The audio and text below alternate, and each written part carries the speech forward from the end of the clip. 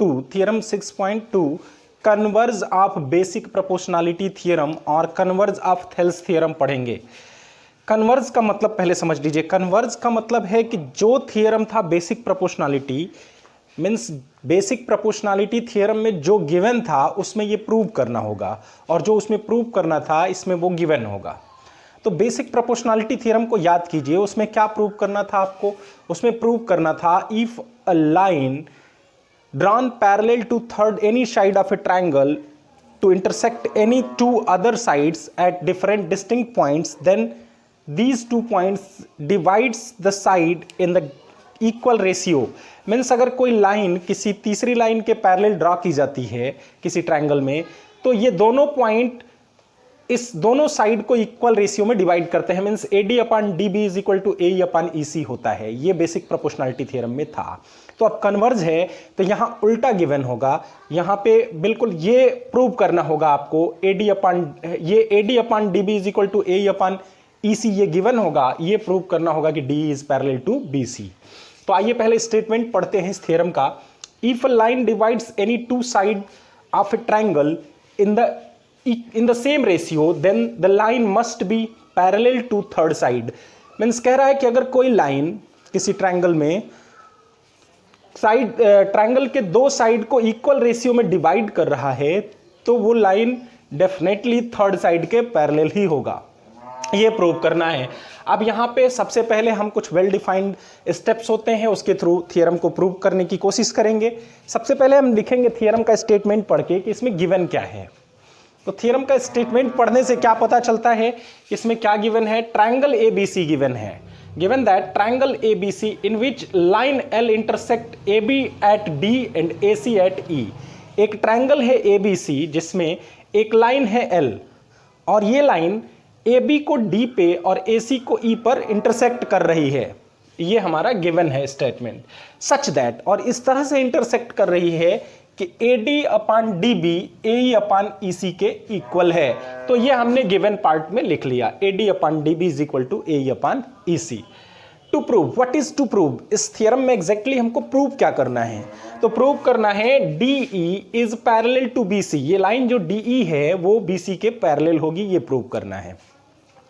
तो जनरली हम इसको कंट्रेरी मेथड से प्रूव करेंगे। प्रूफ स्टार्ट करेंगे और हम सबसे पहले सपोज कर लेंगे, लेट इफ पॉसिबल, हमने सपोज किया if possible DE is not parallel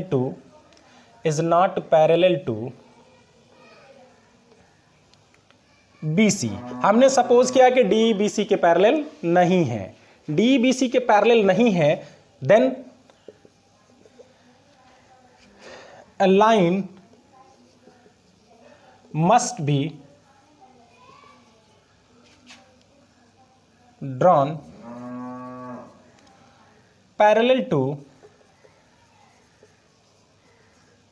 BC through D।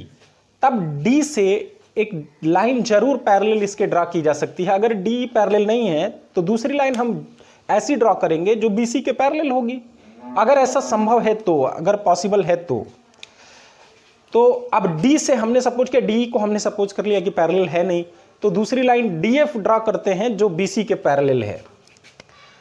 Late DF is parallel to BC।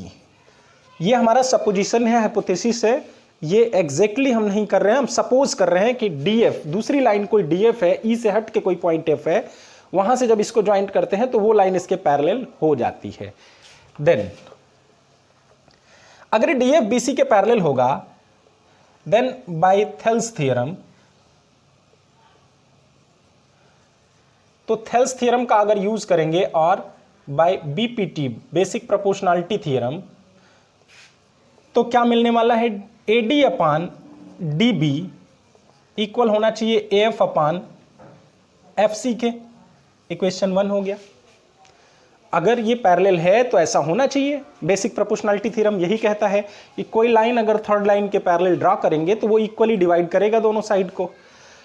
But ये तो हमारे सपोजिशन से, कंसिडरेशन के थ्रू ये सिचुएशन आया। अब गिवन क्या है? गिवन है AD upon DB is equal to A upon E C, ये इक्वेशन 2 हो गया। A D upon D B A upon A F upon F C के भी इक्वल है, A D upon D B A upon E C के भी equal है, ऐसा गिवन है। तो from equation 1 and 2, from equation 1 and 2, equation 1 और 2 को गौर से देखिए। तो इक्वेशन 1 और 2 से हमें क्या कंक्लूजन मिल रहा है? हमें कंक्लूजन ये मिल रहा है कि दोनों ही A D upon D B की वैल्यूज हैं, तो दोनों आपस में इक्वल हो सकती हैं। तो हम A D upon D B की ये वैल्यू उठा के यहाँ रख देंगे, तो ए एफ अपान एफ सी बनेगा ए अपान ई सी के इक्वल। ये दोनों आपस में इक्वल हैं और हमें ये पता है कि इक्वल में इक्वल ऐड करने पे इक्वल ही आता है, तो हम दोनों साइड 1 ऐड कर देते हैं। A F upon F C plus 1 equal to A upon E C plus 1। जब ऐड करेंगे तो क्या मिलेगा हमको? A F plus F C upon F C is equal to इधर मिलेगा ए प्लस ई सी अपान ई सी। फाइनली ये क्या मिला? ए एफ और एफ सी को मिलाएंगे तो क्या मिलेगा? A F plus F C हो जाएगा ए सी के equal. A C upon F C is equal to A E और ई सी को मिलाएंगे तो भी मिलेगा ए सी। ए ई प्लस ई सी ऐड कर देंगे तो ए सी के इक्वल होगा अपान ई सी। अब देखिए दो फ्रैक्शन हैं, दोनों की वैल्यू इक्वल आ रही है, दोनों का न्यूमरेटर इक्वल है, तो डिनोमिनेटर भी डेफिनेटली इक्वल होना चाहिए। This implies F C is equal to E C. अब थोड़ा सा फिगर की तरफ बढ़िए। इस कंडीशन के अकॉर्डिंग आ रहा है कि एफ सी और ई सी दोनों इक्वल हैं, बट बिल्कुल हमें एकदम क्लियरली दिख रहा है कि ई सी छोटा है एफ सी से, बट लॉजिक के थ्रू क्या आ रहा है कि एफ सी ई सी के बराबर है। तो क्या ऐसा संभव है? ऐसा एक ही कंडीशन में पॉसिबल हो सकता है जब एफ और ई दोनों एक ही पॉइंट पे हों, डिफरेंट पॉइंट ना हो, दोनों कॉन्साइड करें, एफ को खींच के यहाँ लाएं या ई को खींच के यहाँ ले जाएं। तो लिखेंगे यहाँ कंक्लूजन में, this is possible only when E and F coincides. अगर ई और एफ कॉन्साइड करेंगे, दोनों एक ही पॉइंट पे होंगे, तभी ऐसा पॉसिबल है। और जब ई और एफ कॉन्साइड कर जाएंगे तो डी एफ और डी दोनों एक सेम लाइन होगी। अगर एफ को खींच के ई पे ला दें तो डी एफ भी डी ई के इक्वल हो जाएगा। Hence D E is parallel to B C. Means जो एफ हमने सपोज किया था वो भी डी ई है, इसका मतलब हमारा सपोजिशन रॉन्ग था और डी ई पैरेलल है बी सी के। Hence proved. यही प्रूव करना था आपको इस थ्योरम में। अब हम लोग कुछ एक्सरसाइज के क्वेश्चंस सॉल्व करेंगे। तो एक्सरसाइज 6.2 के फर्स्ट क्वेश्चन में क्या गिवन है? गिवन है A D is parallel to B C, इसमें D E is parallel to B C given है। देन अब अलग अलग लेंथ भी गिवन है, A D D B A E C find करना है। देन बाय बीपीटी, शार्ट में हम बेसिक प्रोपोर्शनलिटी थ्योरम को बीपीटी लिखेंगे।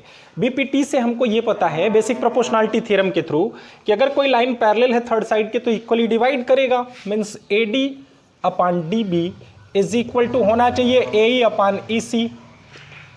अब यहाँ से देखिए ए डी की वैल्यू कितनी है 1.5 अपान डी बी की वैल्यू 3 है, ये पुट करते जाएंगे। ए ई 1 है, ई सी फाइंड करना है, तो ई सी इज इक्वल टू ट्रांसपोज करेंगे इधर और 1 इंटू 3 और ये 1.5 नीचे आएगा।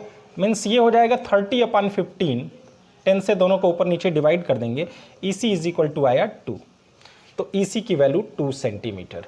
इसमें इसी तरह से होगा ए डी अपान, इसमें भी वही कंडीशन है, since D E is parallel to B C, then by BPT basic proportionality theorem A D upon D B is equal to A E upon E C. अब ए डी की value इसमें given नहीं है, इसलिए find करना है। अपान 7.2 1.8 अपान 5.4। यहाँ से A D is equal to हो जाएगा, यहाँ 10 से ऊपर नीचे मल्टीप्लाई कर देते हैं डेसिमल हटाने के लिए, तो 18 अपान 54 इंटू 7.2, ये ट्रांसपोज होके उधर गया क्रॉस मल्टीप्लीकेशन, ये 2.4 आ जाएगा। A D is equal to 2.4 centimetre. तो इस तरह से बहुत इजी वे में अगर हमें थ्योरम पर कमांड है हमारा तो हम इजीली इसको फाइंड कर सकते हैं। अब कुछ नेक्स्ट क्वेश्चंस देखते हैं। तो स्टूडेंट्स यहाँ सेकंड क्वेश्चन हम देखने वाले हैं। सेकंड क्वेश्चन में ये पूछा गया है, E and F are points on the side PQ and PR of respectively of triangle PQR। PQR में E और F, PQ और PR पे 2 पॉइंट्स हैं। आपको चेक करना है क्या EF QR के पैरेलल है। 3 कंडीशंस गिवन है, बाकी सब मेजरमेंट्स गिवन है, हमें चेक करना है कि ये इसके पैरेलल है कि नहीं। तो हमारा एम क्या होगा, हम कैसे पता करते हैं कि ये इसके पैरेलल है कि नहीं। Converse of basic proportionality theorem ये बताता है कि P और EQ का रेशियो PF और FR के रेशियो के इक्वल अगर आ गया तो ये दोनों पैरेलल होते हैं, अदरवाइज नहीं। तो यही हम अप्लाई करेंगे। यहाँ पे डाटा गिवन है, तो सबसे पहले हम PE अपान EQ फाइंड करेंगे। तो 3.9 है PE की वैल्यू, EQ की वैल्यू 3, तो ये हो जाएगा 39/30, 3 से कटेगा 13/10 आया। अब निकालेंगे PF upon FR। PF upon FR आएगा 3.6/2.4 मीन्स 36/24, 3/2 आ रहा है। ये दोनों रेशियो इक्वल नहीं आ रहे हैं, लिख देंगे since PE upon EQ is not equal to PF upon FR, hence EF is not parallel to QR। ये हमारा आंसर हो जाएगा। अब सेकंड कंडीशन के लिए देखते हैं। सेकंड कंडीशन में क्या है, PE अपान QE।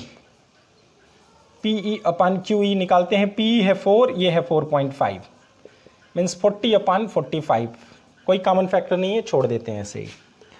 अब PF अपान FR निकालते हैं, 8/9, 4 सेंटीमीटर। इसको चेक करते हैं क्या है, तो ये 8/9 आया। इसको भी सिंप्लीफिकेशन करेंगे, सिंपलेस्ट फॉर्म में लिखेंगे तो 5 8 ज़र 40, 5 9 ज़र 45, ये भी 8/9 आ रहा है, ये भी 8/9 आ रहा है। Means PE upon QE is equal to PF upon FR के इक्वल है। This shows that EF is parallel to QR। क्यों? By basic proportionality, by converse of, अभी जो थियरम हमने पढ़ा converse of BPT, basic proportionality theorem. तो इस तरह से हम चेक करेंगे। इसका एक पार्ट आपके लिए छोड़ते हैं, उसको आप करेंगे। उसके बाद अब बढ़ते हैं आगे की तरफ। तो ये थर्ड क्वेश्चन है students. In the given figure if LM is parallel to CB and LN is parallel to CD, prove that AM upon AB is equal to AN upon AD। तो सबसे पहले हम गिवन लिखेंगे, फिर to prove, क्या prove करना है। Since LM is parallel to CB, ये गिवन है, then by BPT, basic proportionality theorem के अकॉर्डिंग क्या होगा, AM अपान MB भी होता है, AM अपान AB भी होता है। इस बात को ध्यान रख लीजिएगा, एक कॉर्लरी है। AM MB का रेशियो AL LC के रेशियो के भी इक्वल होगा और AM AB का रेशियो AL AC के रेशियो के भी इक्वल होता है, ये ध्यान रखेंगे। तो AM upon AB is equal to AL upon AC, equation 1। And also LN is parallel to DC, this implies AN upon AD is equal to AL upon AC। AN AD का ratio AL AC के ratio को equal होगा। इसमें भी apply क्या होगा, BPT, basic proportionality theorem. From equation 1 and 2, from equation 1 and 2, 1 और 2 को अगर ध्यान से देखें तो दोनों ही AL अपान AC के इक्वल हैं, तो दोनों के लेफ्ट साइड इक्वल होंगे। Means AM upon AB is equal to AN upon AD, hence proved।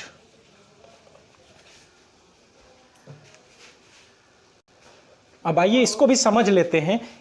जैसे कि ये आया कहाँ से, जैसे मैंने बताया AM अपान AB भी इक्वल होता है। तो जैसे मान लीजिए आपको ये पता है AM MB AL LC का रेशियो इक्वल होगा, तो उसको हमने लिखा यहाँ। अब क्या करेंगे, इसका अगर ये दोनों इक्वल हैं तो इसके रेसिप्रोकल भी इक्वल होंगे। जैसे 5 5 के इक्वल है तो 1/5 1/5 के इक्वल होता है। दोनों साइड 1 ऐड कर देंगे तो मिलेगा 1 AM प्लस MB, ये हो जाएगा AB के इक्वल, AL प्लस LC हो जाएगा AC के इक्वल। तो AB upon AM AC upon AL के इक्वल हो गया। अब इसका रेसिप्रोकल फिर से ले लेंगे तो AM upon AB AL upon AC के इक्वल हो गया।